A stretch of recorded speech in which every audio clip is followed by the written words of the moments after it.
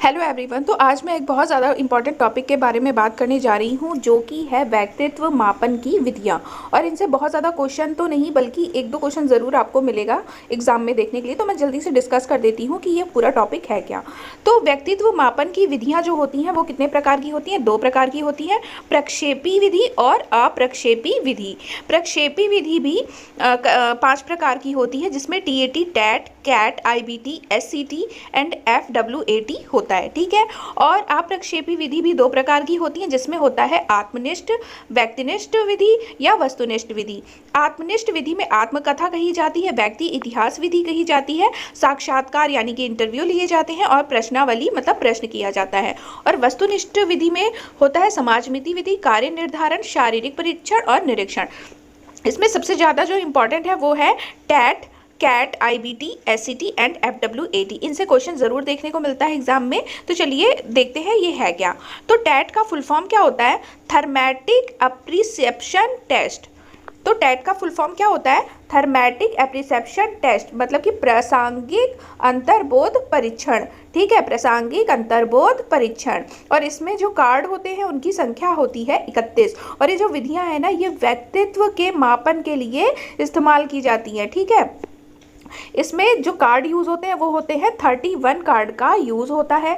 और टैट के जो प्रतिपादक थे वो थे मरे एंड मार्गन। मरे एंड मार्गन जो थे इसके प्रतिपादक थे, और इन्होंने इसे कब बनाया था? 1935 में बनाया था।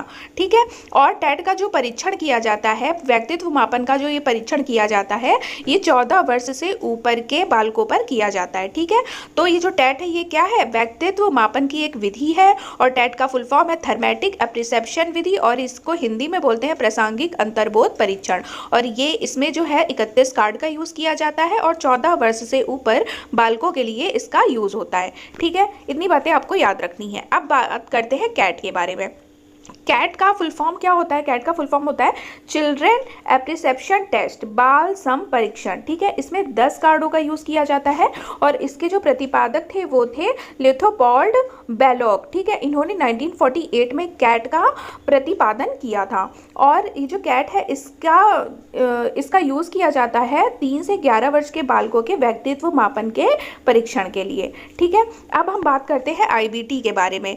इंक ब्लॉट टेस्ट यानी कि रोर्शा स्याही धब्बा। इसका बहुत ज़्यादा एग्जाम में क्वेश्चन देखने को मिलता है। बस यही क्वेश्चन पूछा जाएगा कि रोर्शा स्याही धब्बा का परीक्षण किसके लिए किया जाता है? तो व्यक्तित्व मापन के परीक्षण के लिए रोर्शा स्याही धब्बा का परीक्षण किया जाता है।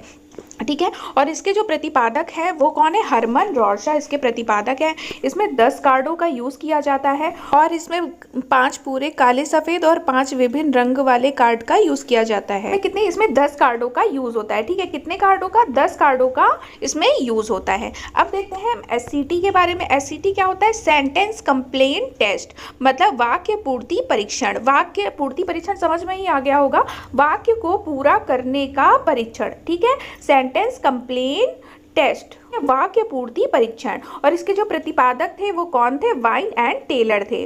और एग्जांपल मैं बता देती हूँ कैसे वाक्य पूर्ति परीक्षण होता है। जैसे मैं आज डैश हूँ, मतलब मैं आज बहुत खुश हूँ। अब देखते हैं हम एफडब्ल्यूएटी के बारे में, जिसका फुल फॉर्म होता है फ्री वर्ड एप्रिसेप्शन टेस्ट। और ये किसने दिया था? ये दिया था फ्रांसिस गाल्टन ने दिया था। ये सभी क्या है? व्यक्तित्व मापन की विधियां हैं। जो भी मेन जो पूछा जा सकता है मैंने वही डिस्कस किया है इसमें। जैसे कि वो टैट का फुल फॉर्म पूछ सकता है, और ये पूछ सकता है कि टैट के प्रतिपादक कौन थे। कैट का फुल फॉर्म पूछ सकता है, प्रतिपादक पूछ सकता है, या तो वो ये भी पूछ सकता है कि कैट जो है वो किस उम्र के बालकों के लिए किया जाता है? तो 3 से 11 वर्ष की उम्र के बालकों पर किया जाता है।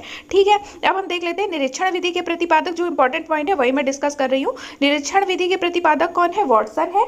और समाजमिति विधि के प्रतिपादक JL मोरेनो है। और कर्म निर्धारण एंड रेटिंग स्केल के प्रतिपादक कौन है? थर्स्टन है। तो ये था शॉर्ट सा एक इंपॉर्टेंट टॉपिक। उम्मीद है वीडियो पसंद आई होगी। Thank you so much.